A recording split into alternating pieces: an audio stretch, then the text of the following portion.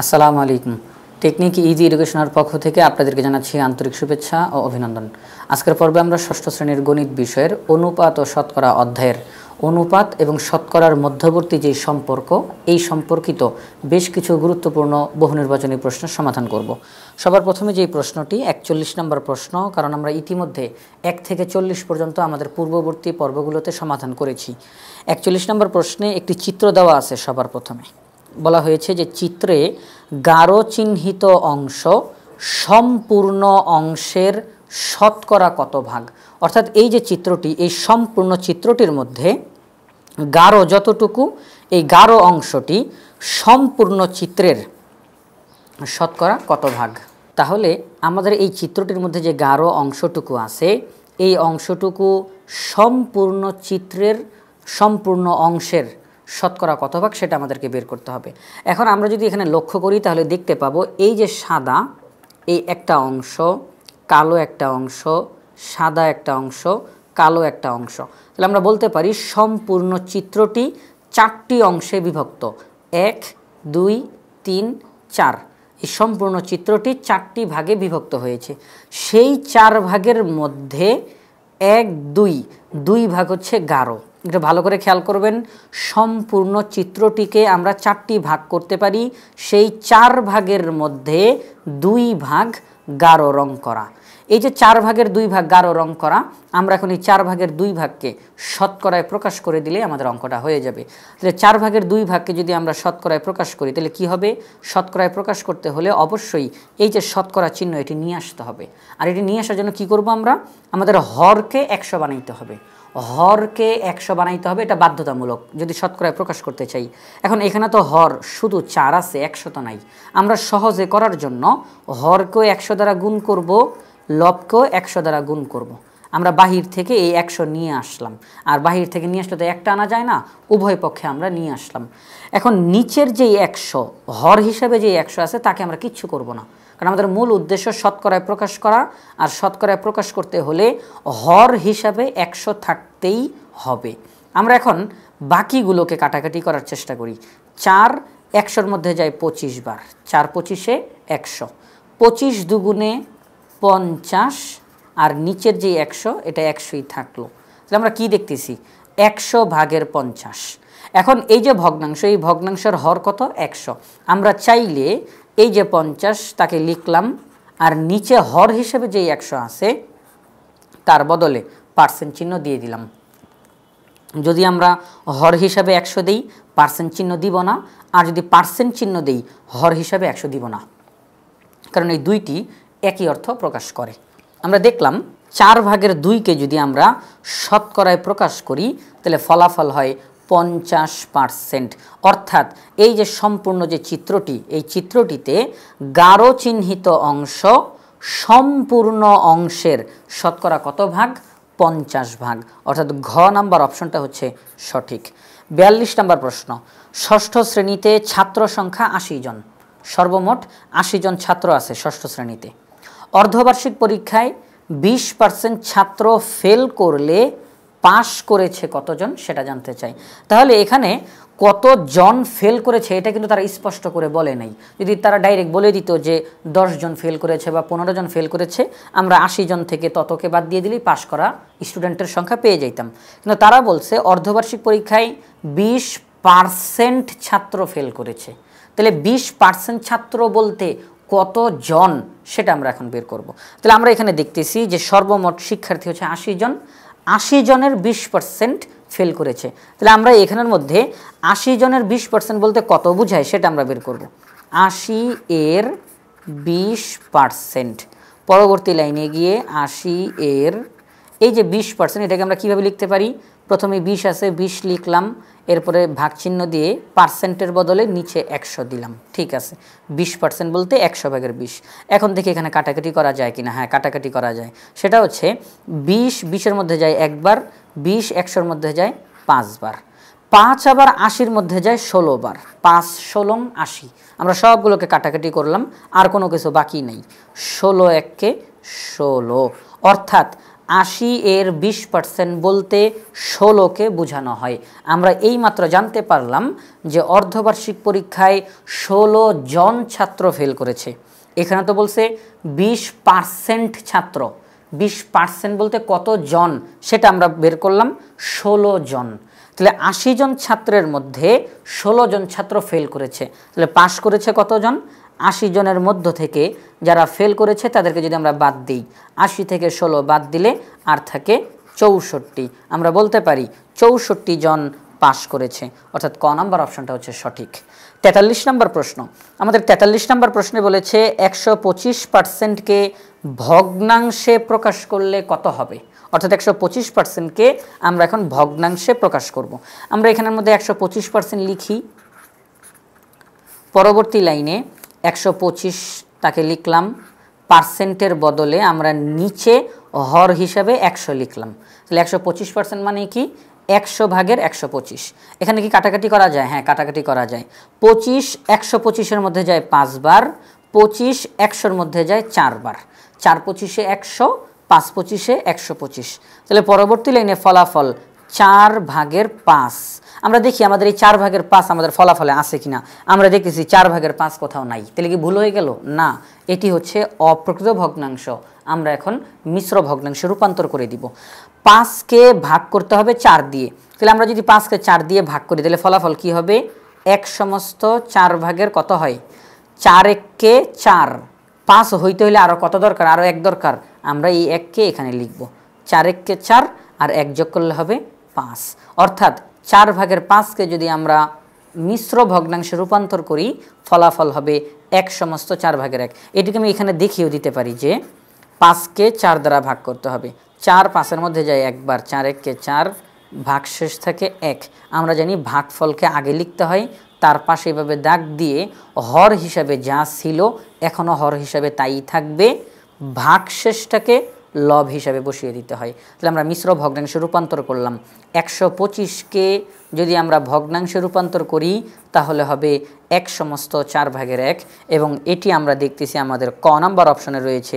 এটি হচ্ছে সঠিক উত্তর। 44 নম্বর প্রশ্নে বলা হয়েছে 12 সমস্ত 2 ভাগের 1% এর সামান্য ভগ্নাংশ নিচের কোনটি?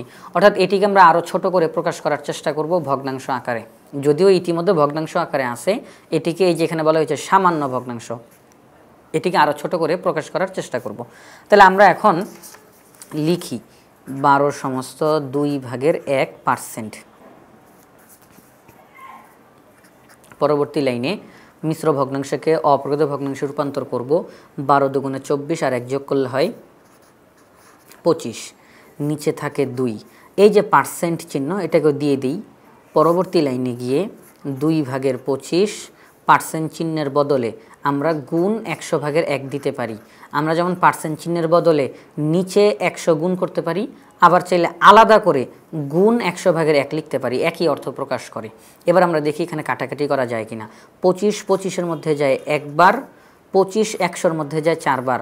মনে রাখতে হবে আমরা কিন্তু এটাকে শতকরায় প্রকাশ করতেছি না, শতকরায় তো প্রকাশ করা আছেই, আমরা এখন এটিকে সামান্য ভগ্নাংশে প্রকাশ করতেছি। এই জন্যই আমরা এই নিচের 100-কে কাটাকাটি করলাম। যখন আমরা কোনো একটা অঙ্ককে শতকরায় প্রকাশ করব তখন নিচের 100-কে আমরা কিছু করব না, কিন্তু এছাড়া অন্য সময় আমরা এগুলোকে কাটাকাটি করতে পারবো। 25-এর মধ্যে 25 যায় একবার, 100-র মধ্যে 25 যায় 4 বার। পরবর্তী লাইনে কত হবে? 1 1-কে 1 আর নিচে হবে 4 দুগুণে 8। তাহলে 12 সমস্ত 2 ভাগের 1%-কে যদি আমরা সামান্য ভগ্নাংশে রূপান্তর করি ফলাফল হবে 8 ভাগের 1। আমরা দেখতেছি 8 ভাগের 1 আমাদের গ নাম্বার অপশনে রয়েছে, সুতরাং এটি হচ্ছে সঠিক উত্তর। এবার 45 নম্বর প্রশ্নে বলা হয়েছে 9%-কে সাধারণ ভগ্নাংশে প্রকাশ করলে নিচের কোনটি পাওয়া যাবে? সাধারণ ভগ্নাংশ অর্থাৎ লব থাকবে, হর থাকবে। আমরা তাহলে 9%-কে এখন সাধারণ ভগ্নাংশে রূপান্তর করি।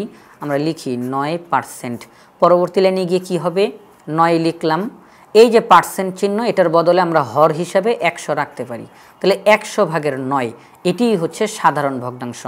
লব হিসাবে একটি সংখ্যা রয়েছে, হর হিসাবে একটি সংখ্যা রয়েছে। তাহলে 9%কে যদি আমরা সাধারণ ভগ্নাংশে রূপান্তর করি ফলাফল হবে 100/9। 100/9 আমাদের গ নাম্বার অপশনে রয়েছে, এটি হচ্ছে সঠিক উত্তর। 46 নম্বর প্রশ্ন।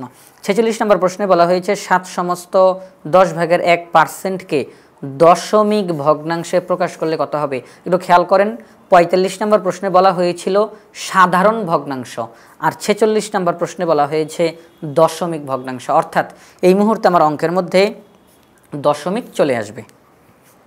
আমরা তাহলে এখন এটিকে লিখি 7/10%। এই অঙ্কটাকে আমরা দশমিক ভগ্নাংশে রূপান্তর করব।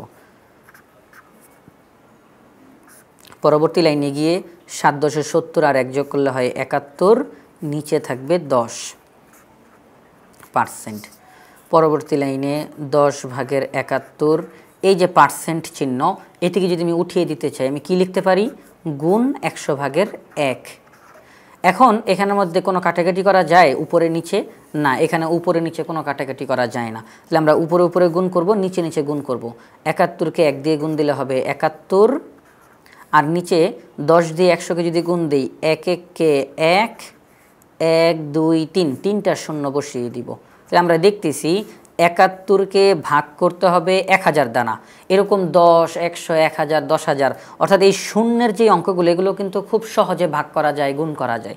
যেমন এখানে যে আমি ভাগ করি আমাকে আলাদা করে ভাগ করতে হবে না, খুব সহজে করা যাবে। সেটা কিভাবে?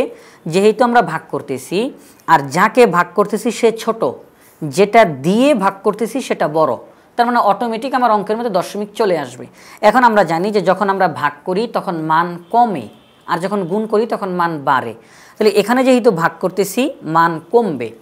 1000-এর মধ্যে 1 2 3, 3টা শূন্য আছে, তাহলে আমার অঙ্কের মধ্যে দশমিক 3 ঘর বাম দিকে বসবে, দশমিক 3 ঘর বাম দিকে বসবে, তাহলে মান কমবে।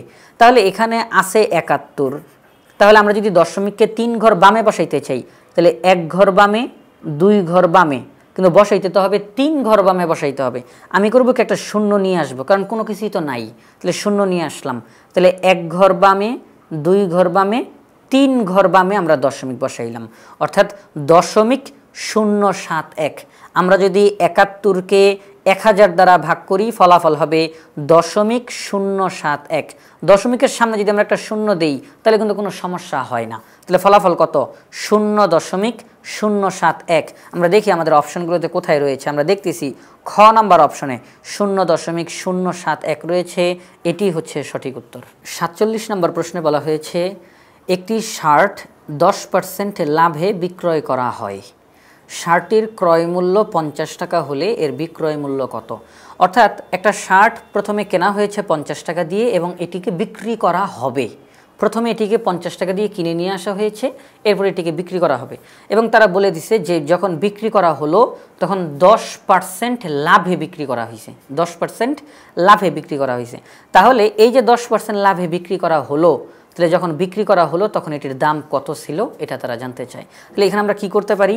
আমরা এখানে বলতে পারি যে এই যে 10% লাভে বিক্রি করা হলো, 10% লাভ মানে কি? 100 টাকায় 10 টাকা লাভ করা হয়েছে, 100 টাকায় 10 টাকা লাভ করা হয়েছে। তাহলে সেই ক্ষেত্রে আমরা বলতে পারি 10% লাভে যদি পণ্যটার দাম, যদি এই শার্টের ক্রয় মূল্য 100 টাকা হয়, বিক্রয় মূল্য কত হবে? কারণ তারা বলে দিছে যে 10% লাভ, আর এই পার্সেন্ট মানে হচ্ছে 100, অর্থাৎ প্রতি 100 টাকায় 10 টাকা লাভ করা হয়, প্রতি 100 টাকায় 10 টাকা লাভ করা হয়। তাহলে জিনিসটার দাম যদি 100 টাকা হয় সেখানে 10 টাকা লাভ করা হবে, তাহলে অতিরিক্ত 10 টাকা এখানে আমরা যোগ করব, কারণ যে মূল্যে জিনিসটা প্রথমে কেনা হয়েছে মানে ক্রয় মূল্য, তার সাথে লাভের পরিমাণ যোগ করলে যে ফলাফলটা হয় তাকেই বিক্রয় মূল্য বলে। বিক্রয় মূল্য বলতে কি বোঝানো হয়? প্রথমে জিনিসটা যে মূল্যে ক্রয় করা হয়েছে অর্থাৎ ক্রয় মূল্য, তার সাথে লাভের পরিমাণ যুক্ত করলে যেটা হয় সেটাই হচ্ছে বিক্রয় মূল্য। তাহলে এখানে বিক্রয় মূল্য কত হবে? 100-র সাথে 10 যোগ করলে হবে 110 টাকা। অর্থাৎ আমরা বুঝতে পারলাম যদি 10% লাভ করা হয় আর যদি শার্টের ক্রয় মূল্য যদি 100 টাকা হয় বিক্রয় মূল্য হবে 110 টাকা। কিন্তু শার্টের ক্রয় মূল্য তো 100 টাকা না, শার্টের ক্রয় মূল্য হচ্ছে 50 টাকা। আমরা এই কথাটাই এখন এখানে আমাদের লিখব। কিভাবে লিখব? আমরা লিখব ক্রয় মূল্য 10% লাভে, একদম একটা অঙ্কের মতো আমি করে দেখাইতেছি, 10% লাভে ক্রয় মূল্য 100 টাকা হলে বিক্রয় মূল্য 110 টাকা। আমরা বিক্রয় মূল্যটাকে লাইনের ডান দিকে লিখলাম পরবর্তী লাইনে। অতএব ক্রয় মূল্য 1 টাকা হলে বিক্রয় মূল্য উপরে 110 নিচে 100 টাকা। কিন্তু ক্রয় মূল্য তো আসলে 50 টাকা, তাহলে বিক্রয় মূল্য কত হবে? 110 গুণ 50 নিচে 100 টাকা। এখন দেখি এখানে কাটাকাটি করা যায় কিনা। হ্যাঁ, কাটাকাটি করা যায়। সেটা হচ্ছে 50-এর মধ্যে 50 যায় একবার, 100-র মধ্যে 50 যায় দুইবার, 2 110-এর মধ্যে যায় 55 বার, 55-কে 55। আমরা পেয়ে গেলাম ক্রয় মূল্য যদি 50 টাকা হয় বিক্রয় মূল্য হবে 55 টাকা। এখন এটা তো আমি বড় করে করালাম, কিন্তু যদি এটাকে সংক্ষেপে করাতে চাই একেবারে ছোট করে, সেটা কিভাবে? ক্রয় মূল্য 50 টাকা, লাভ করা হয়েছে 10%, তাহলে 50 টাকার 10% কত? আমরা সেটা এইভাবে করে করতে পারি, 50 এর 10%, পাশে লিখে দিব টাকা। আমরা বের করতেছি যে 50-এর 10% কত হয়, তাহলে আমরা এখন লিখতে পারি 50 এর 10% বলতে উপরে 10 নিচে 100 টাকা। 50-এর মধ্যে 50 যায় একবার, 100-এর মধ্যে 50 যায় দুইবার, 2 আবার 10-এর মধ্যে যায় 5 বার, ফলাফল 5 টাকা। অর্থাৎ 50 টাকার 10% হচ্ছে 5 টাকা। এই 5 টাকা লাভ করা হয়, এই 5 টাকা লাভ করা হয়। তাহলে প্রথমে জিনিসটা কিনে নিয়ে আসা হলো 50 টাকা দিয়ে, এখন অতিরিক্ত লাভ করা হবে 5 টাকা। এটাকে আমরা এই ক্রয় মূল্যের সাথে যোগ করব, তাহলে কত হয়? 55 টাকা। এই দামে আমরা বিক্রি করব, 55 টাকা দিয়ে আমরা বিক্রি করব। 55 টাকার মধ্যে 50 টাকা তো আমার জিনিসটা কিনে নিয়ে আসতে খরচ হয়ে গেছে, আর বাকি যে 5 টাকা এটা আমরা লাভ করব। তাহলে 50-এর 10% লাভ মানে 5 টাকা। তাহলে টোটাল কত? সর্বমোট 55 টাকা। এটাই হচ্ছে বিক্রয় মূল্য। তাহলে আমাদের কাছে তারা জানতে চেয়েছে বিক্রয় মূল্য কত? বিক্রয় মূল্য 55 টাকা। 48 নম্বর প্রশ্ন, ফলের দোকানদার 180টি ফজলি আম বিক্রি করলো, তার মধ্যে 9টি আম পচা। 180টি ফজলি আম বিক্রি করেছে, তার মধ্যে 9টি আম পচা ছিল। শতকরা কতটি আম ভালো আছে? এখানে কিন্তু একটা শব্দ ব্যবহার করছে শতকরা, অর্থাৎ প্রতি 100টা আমের মধ্যে কয়টা আম ভালো আছে। এখানে তারা কি বলছে? মোট আম 180টা, 180টা আমের মধ্যে 9টা আম পচা, তাহলে ভালো আম কয়টা? ভালো আম 171টা, ভালো আম 171টা। তাহলে 180টা আমের মধ্যে 171টা আম ভালো। তারা জানতে চায় 100টা আমের মধ্যে কয়টা আম ভালো। তাহলে আমরা সেটা কিভাবে করতে পারি? আমরা সেটা করতে পারি এইভাবে করে, আমরা লিখব 180টি আমের মধ্যে, 180টি আমের মধ্যে ভালো আম 171টি। সরাসরি করলাম, 180টা আমের মধ্যে 9টা আম পচা, পচা আম বাদ, তাহলে 180টা আমের মধ্যে ভালো আম 171টি। অতএব একটি আমের মধ্যে ভালো আম উপরে 171 নিচে 180টি। কিন্তু আম তো 180ও না 1ও না, আমাদের প্রশ্ন তো জানতে চেয়েছে শতকরা, শতকরা মানে 100। তাহলে 100টি আমের মধ্যে ভালো আম কয়টা? উপরে 171 নিচে 180।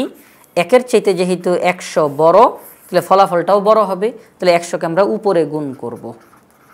এবার দেখি আমাদের ফলাফল কত বের হয়।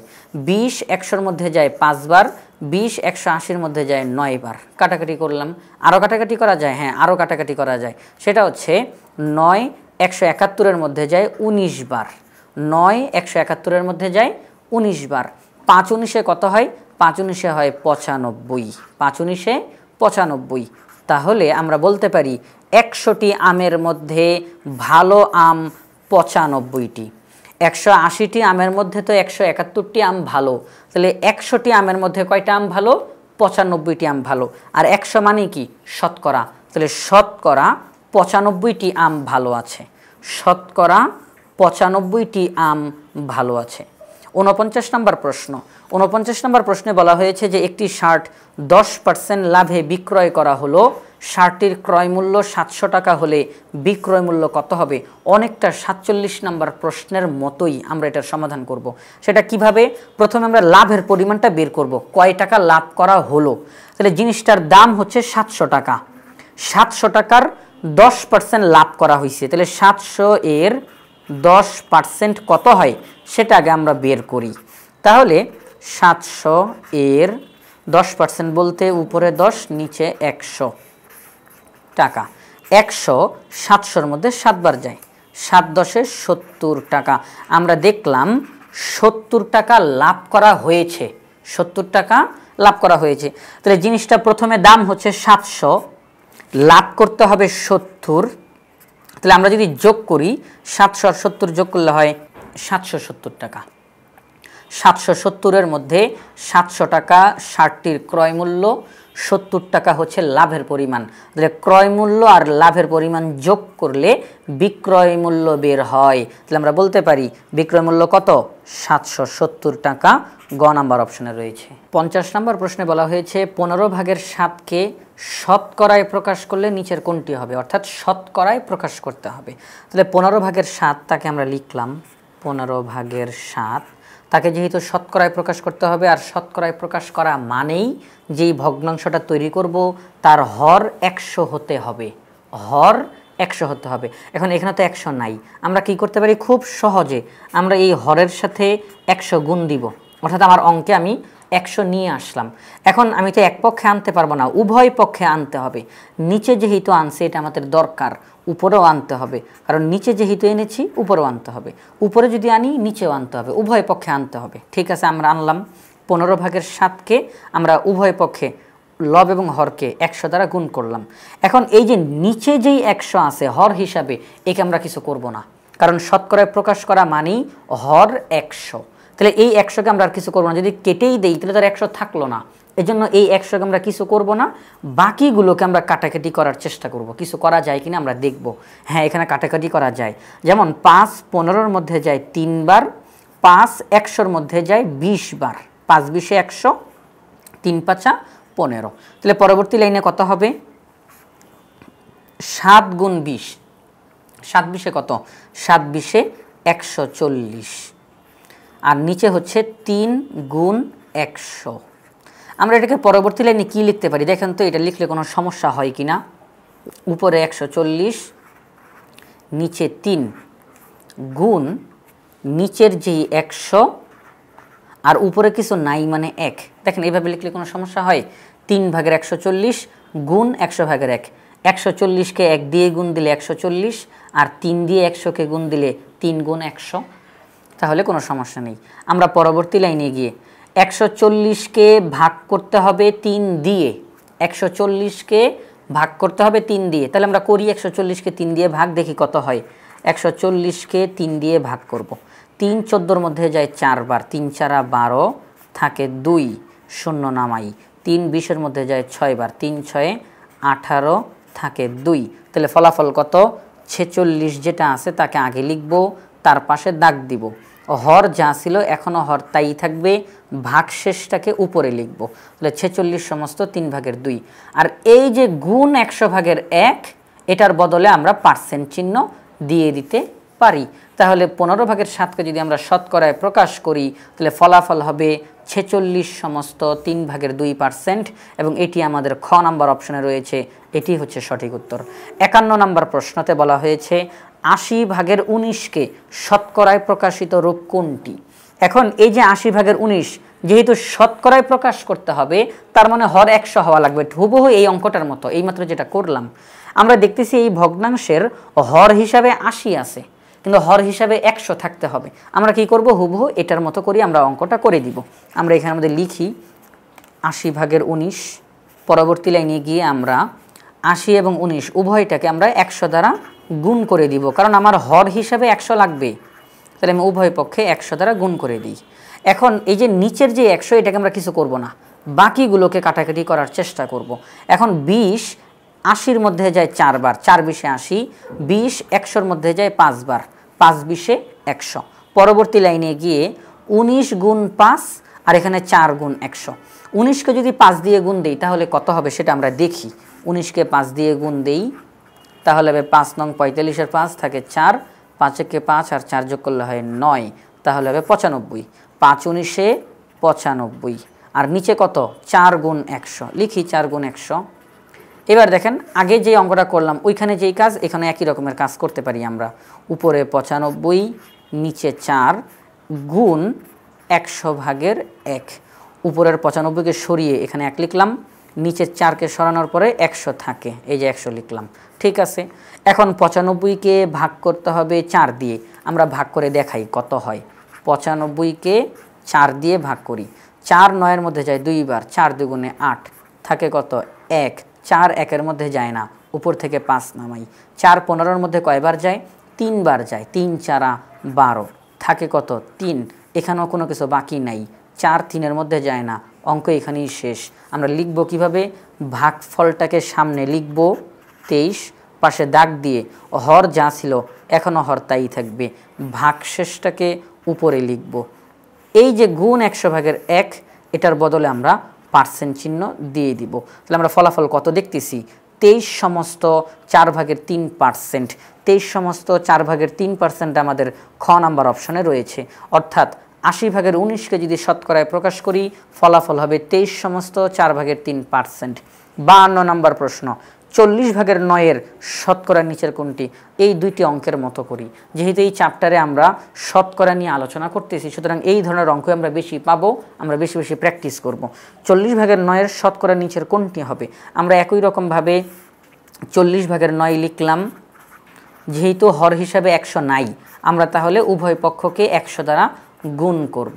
এরপরে কাটাকাটি করার চেষ্টা করি, 20 40-এর মধ্যে যায় 2 বার, 20 100-এর মধ্যে যায় 5 বার। পরবর্তী লাইনে 5 নং 45, নিচে আছে 2 গুণ 100। এখন আমরা কি করব? আলাদা করি, উপরে 45 নিচে 2 গুণ 100/1। 45কে যদি আমরা 2 দ্বারা ভাগ করি, 2 45-এর মধ্যে কয়বার যায়? 2 45-এর মধ্যে যায় 22 বার। 2 45-এর মধ্যে কয়বার যায়? 22 বার। 22 দুগুণে 44, 22 দুগুণে 44। 45 হওয়ার জন্য আর কত দরকার? আর 1 দরকার, এটাই হচ্ছে ভাগশেষ। 22 দুগুণে 44 আর 1 যোগ করলে 45। আর এই যে গুণ 100/1, এটার পরিবর্তে আমরা পার্সেন্ট চিহ্ন দিতে পারি। তাহলে আমরা বলতে পারি 40/9 এর শতকরা নিচের কোনটি? 22 সমস্ত 2/1%। এটি ঘ নাম্বার অপশনে রয়েছে, সুতরাং এটি হচ্ছে সঠিক উত্তর। 53 নম্বর প্রশ্নে বলা হয়েছে যে আমান সাহেব মাসিক 8,000 টাকা বেতন পান, তিনি প্রতি মাসে 8,000 টাকা বেতন পান, তিনি প্রতি মাসে 500 টাকা সঞ্চয় করেন মানে জমান, তিনি তার বেতনের শতকরা কত অংশ সঞ্চয় করেন? অর্থাৎ এখন আমাদেরকে তিনি প্রতি মাসে যে পরিমাণ টাকাটা জমান এটা তার মূল বেতনের কত পার্সেন্ট, কত পার্সেন্ট, এই যে এখানে বলছে শতকরা, তাহলে তিনি কত পার্সেন্ট টাকা জমান এটা তারা জানতে চায়। তাহলে আমরা এখন কি করব? তিনি প্রতি মাসে জমান 500 টাকা, তিনি প্রতি মাসে আয় করেন 8,000 টাকা, তাহলে আমরা বলবো তিনি যে পরিমাণ টাকা সঞ্চয় করেন এটা তার মাসিক বেতনের কত ভাগের কত ভাগ সেটা আমরা বলবো। তিনি প্রতি মাসে জমান 500 টাকা, কিন্তু তিনি প্রতি মাসে আয় করেন 8,000 টাকা, তাহলে আমরা বলতে পারি তিনি প্রতি মাসে 8,000 ভাগের 500 ভাগ জমান, কারণ তিনি 8,000 টাকা আয় করেন, তার মধ্য থেকে তিনি 500 টাকা জমান, তাহলে আমরা বলতে পারি তিনি 8,000 ভাগের 500 ভাগ জমান। এখন এই যে 8,000 ভাগের 500 ভাগ, এটিকে আমরা শতকরায় প্রকাশ করে দিলে আমাদের অঙ্কটা হয়ে যাবে। তাহলে 8,000 ভাগের 500 এটিকে শতকরায় প্রকাশ করলে কত হয় সেটা আমরা এখন বের করব। যেহেতু শতকরার কথা বলছে, তার মানে হর হিসাবে 100 থাকতে হবে, কিন্তু এখানে কি হর হিসাবে 100 আছে? নাই। তাহলে আমরা কি করব? আমরা লব এবং হর উভয়টাকে 100 দ্বারা গুণ করে দিব আমাদের আগের অঙ্কগুলোর মতো। তাহলে 500 গুণ 100, 8,000 গুণ 100। এই যে নিচের যে 100 হর হিসাবে যে 100 আছে এটাকে আমরা কিছু করব না, কারণ আমাদের মূল উদ্দেশ্য শতকরায় প্রকাশ করা।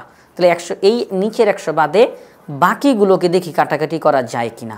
হ্যাঁ, কাটাকাটি করা যায়। সেটা কিভাবে ভালো করে যদি খেয়াল করি তাহলে আমরা দেখব যে এই যে 100 এখানের মধ্যে 2টা শূন্য আছে, 8,000-এর মধ্যে 3টা শূন্য আছে, তাহলে কি আমরা বলতে পারি না যে এখানে 2টা শূন্য আছে, এখানে তো দুইটা শূন্য আছেই, তাহলে আমরা বলতে পারি 100 100-র মধ্যে যায় একবার, আর 100 8000-এর মধ্যে যায় 80 বার।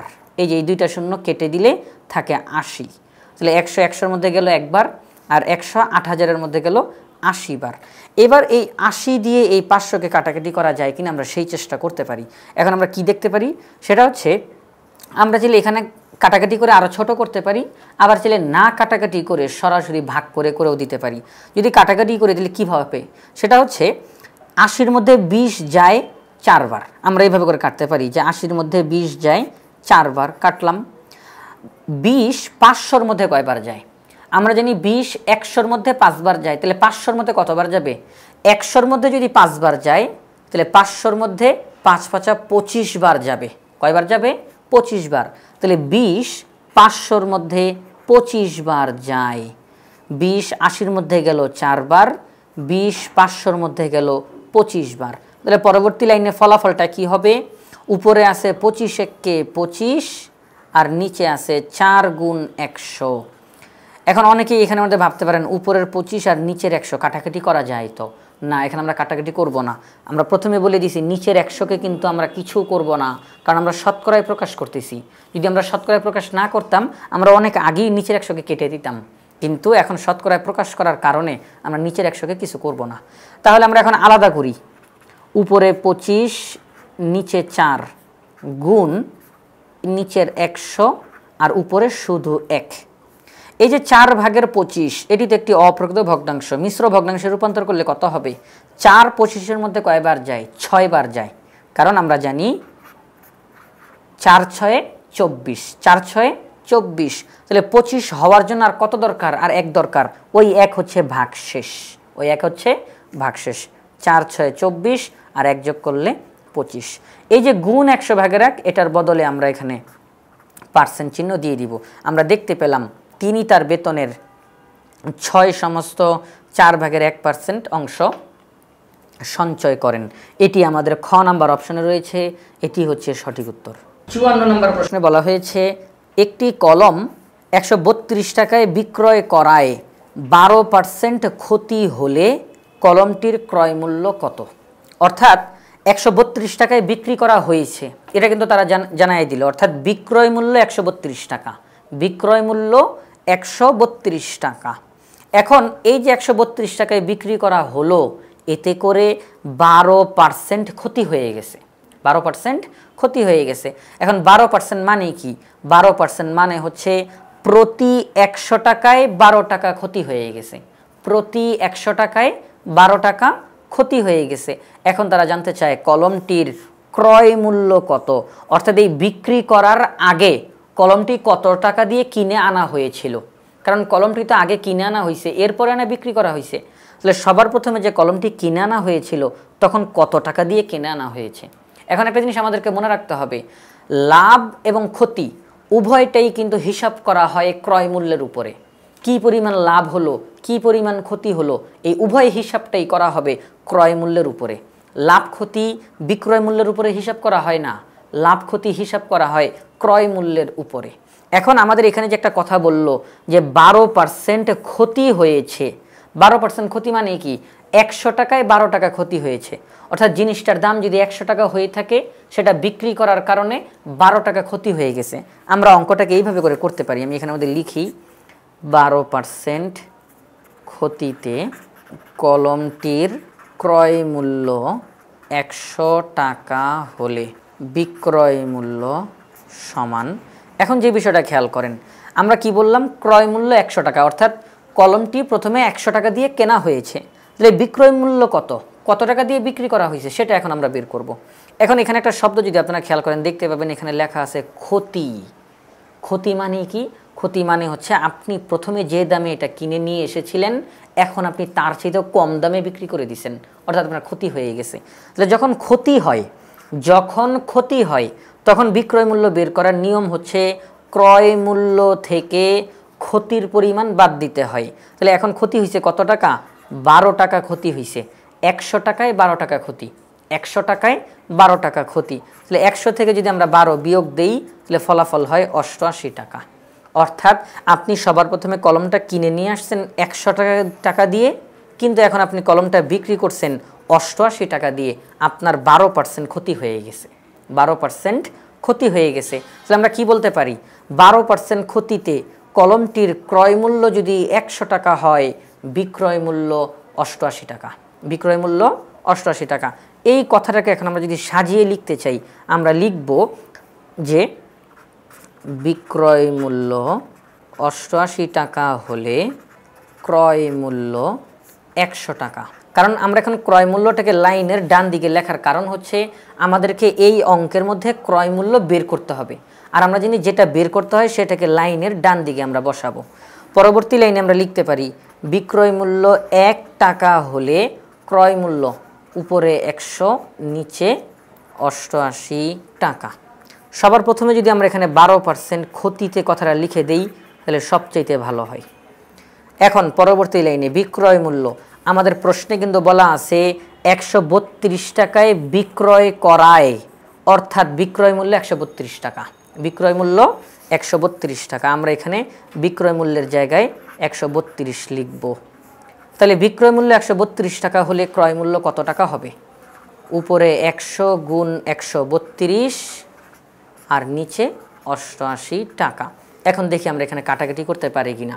44 88-র মধ্যে যায় 2 বার, 44 দুগুণে 88। 44 132-এর মধ্যে যায় 3 বার, 3 44-এ 132। 2 100-র মধ্যে যায় 50 বার, 50 দুগুণে 100। তাহলে পরবর্তী লাইনে কত হবে? 50 গুণ 3, 3 50-এ 150 টাকা। আমরা পেয়ে গেলাম সবার প্রথমে কলমটি কেনা হয়েছিল 150 টাকা দিয়ে। সবার প্রথমে কলমটি কেনা হয়েছিল 150 টাকা দিয়ে, কিন্তু কলমটি যখন 132 টাকায় বিক্রি করা হয়েছে তখনই তার 12% ক্ষতি হয়ে গেছে। কলমটা সবার প্রথমে কেনা হয়েছিল 150 টাকা দিয়ে, কিন্তু যখনই এটি 132 টাকায় বিক্রি করা হলো 12% ক্ষতি হয়ে গেছে। তাহলে আমরা পেয়ে গেলাম যে এই কলমটির ক্রয় মূল্য 150 টাকা, অর্থাৎ গ নাম্বার অপশনটা হচ্ছে সঠিক। 55 নম্বর প্রশ্নে বলেছে যে 15 টাকার শতকরা 7 অংশ কত টাকা? 15 টাকার শতকরা 7 অংশ অর্থাৎ 7%। 15 টাকার 7% কত টাকা হয় সেটা আমাদেরকে বের করতে হবে। আমরা তাহলে এখানে আমাদের লিখি 15 টাকার 7% কত হয় সেটা আমরা বের করব। পরবর্তী লাইনে আমরা লিখতে পারি 15 এর 7% টাকা সমান 15 এর 7%-এ বদলে উপরে 7 নিচে 100 টাকা। পরবর্তী লাইনে 5 15-র মধ্যে যায় 3 বার, 5 100-র মধ্যে যায় 20 বার। কাটাকাটি করলাম, 3 7 21 নিচে থাকে 20, অর্থাৎ 15 টাকার 7% হচ্ছে 20 ভাগের 21 টাকা। এখন এটিতে একটি অপ্রকৃত ভগ্নাংশ, 20 ভাগের 21 আমাদের এখানে কোথাও নাই। তাহলে এই অপ্রকৃত ভগ্নাংশটাকে আমরা মিশ্র ভগ্নাংশ অথবা দশমিক ভগ্নাংশে প্রকাশ করতে পারি। আমাদের এই অঙ্কের মধ্যে আমরা দেখতেছি সবগুলোতেই দশমিক দেওয়া, তাহলে আমরা দশমিক ভগ্নাংশে প্রকাশ করে দিতে পারি। সেটা কিভাবে? সেটা হচ্ছে 21-কে ভাগ করতে হবে 20 দ্বারা। আমরা করি, তাহলে 21-কে ভাগ করব 20 দ্বারা, তাহলে কত হয় দেখি। 20 21-এর মধ্যে একবার যায়, 20 1-কে 20, থাকে কত 1। 20 1-এর মধ্যে যায় না, আমরা একটা দশমিক দিলাম, দশমিক দিয়ে এখানে একটা শূন্য নিয়ে আসলাম, দশমিকের ক্ষমতা বলে একটা শূন্য আনলাম। কিন্তু এই শূন্য আনার পরেও দেখতেছি 20 যাইতেছে না, 20 10-এর মধ্যে যায় না। আমরা কি করব জানেন? দশমিকের কারণে কিন্তু এক লাইনে 2 বার শূন্য আনা যায় না, দশমিকের কারণে এক লাইনে একবার শূন্য আনা যায়। এখন প্রতি লাইনে আমরা একবার করে শূন্য আনতে পারবো, কিন্তু একই লাইনে একাধিক শূন্য আমরা আনতে পারবো না দশমিকের কারণে। তাহলে দশমিকের কারণে একটা শূন্য আনলাম, কিন্তু 20 তো এখনও যায় না। আমরা করব কি, দশমিকের পরে একটা শূন্য নিয়ে আসব এবং এই শূন্যের কারণে এখানেও আমরা একটা শূন্য দিব। আমি আবারও বলি, দশমিকের কারণে একটা শূন্য দিয়েছি কিন্তু অঙ্ক হইতেছে না, এজন্য একটা শূন্য দিয়ে আমরা এখানে একটা শূন্য দিলাম। 20 100-এর মধ্যে যায় 5 বার। খুব সুন্দরভাবে অঙ্ক শেষ হয়ে গেছে। 5 20-এ 100, তাহলে ফলাফল কত? 1.05। আমরা বলতে পারি 15 টাকার 7% হচ্ছে 1.05 টাকা। আমরা দেখি আমাদের ফলাফলের মধ্যে এটা রয়েছে কিনা। আমরা দেখতেছি 1.05 আমাদের ঘ নাম্বার অপশনে রয়েছে, এটি হচ্ছে সঠিক উত্তর। 56 নম্বর প্রশ্নে বলা হয়েছে যে 5/2 এই ভগ্নাংশটির শতকরা কত, অর্থাৎ আমরা যদি এই ভগ্নাংশটিকে শতকরায় প্রকাশ করি তাহলে কত হবে। তাহলে 5/2 এটিকে আমরা লিখলাম। এখন শতকরা মানে কি? শতকরা মানে হচ্ছে এমন একটা ভগ্নাংশ তৈরি করব যার হর 100 হবে। এখন এখানে তো হর 100 নাই, কিন্তু আমাদেরকে 100 তৈরি করতে হবে। আমরা করব কি, এই লব এবং হর উভয়টাকে 100 দ্বারা গুণ করব। এই যে উভয়টাকে তো আমরা 100 দ্বারা গুণ করলাম, নিচে যেই 100 আছে তাকে আমরা কিছু করব না, বাকিগুলোকে আমরা কাটাকাটি করার চেষ্টা করব। 5 100-র মধ্যে যায় 20 বার, 5-20 100।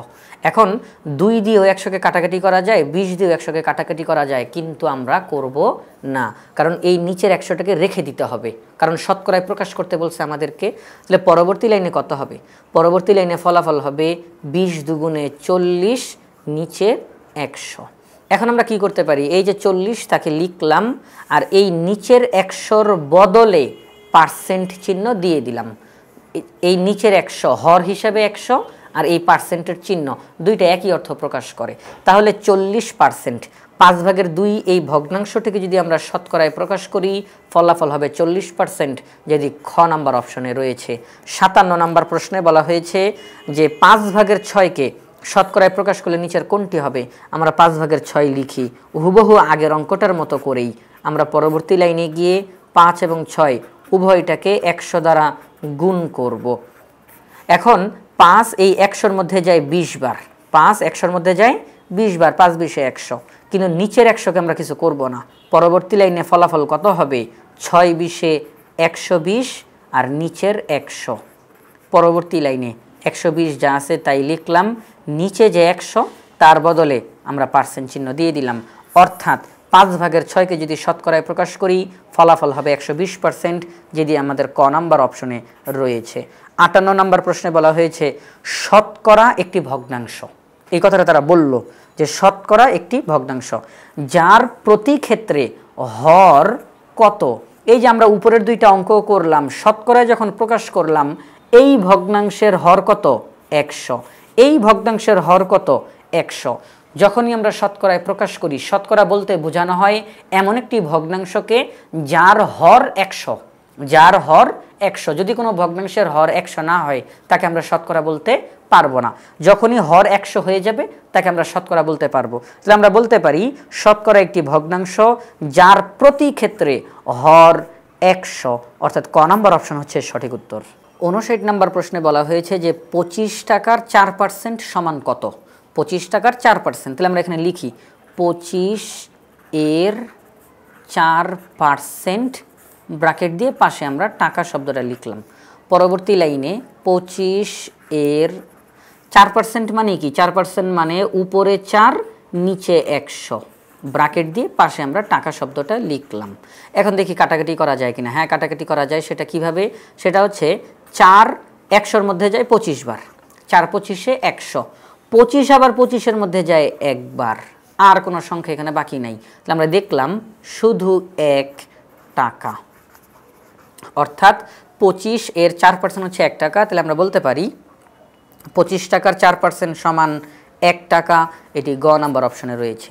60 নম্বর প্রশ্ন 70%কে সাধারণ ভগ্নাংশে প্রকাশ করলে নিচের কোনটি পাওয়া যাবে। একেবারেই সহজ একটি অঙ্ক। আমরা 70% এই কথাটি লিখলাম, পরবর্তী লাইনে গিয়ে 70কে লিখলাম, এবং এই যে পার্সেন্ট চিহ্ন এটির বদলে আমরা ভাগ চিহ্ন দিয়ে নিচে 100 দিয়ে দিলাম। অর্থাৎ 70% বলতে বোঝানো হয় 100/70। এখন আমরা দেখব এই 100/70 আমাদের এই অপশনগুলোতে রয়েছে কিনা, কিন্তু না, 100/70 এখানে নাই। তাহলে কি এটা ভুল? না। আমরা এখানে একটু কাটাকাটি করার চেষ্টা করব। যেমন 10 70-এর মধ্যে যায় 7 বার, 10 100-র মধ্যে যায় 10 বার। তাহলে ফলাফল কত? উপরে 7 নিচে 10, অর্থাৎ 70%কে সাধারণ ভগ্নাংশে প্রকাশ করলে হবে 10/7। 10/7 আমাদের খ নাম্বার অপশনে রয়েছে, এটি হচ্ছে সঠিক উত্তর। আশা করি আজকের পর্বটি তোমাদের ভালো লেগেছে। পরবর্তী পর্ব দেখার আমন্ত্রণ জানিয়ে আজকের মতো এখানেই বিদায় নিচ্ছি। আসসালামু আলাইকুম।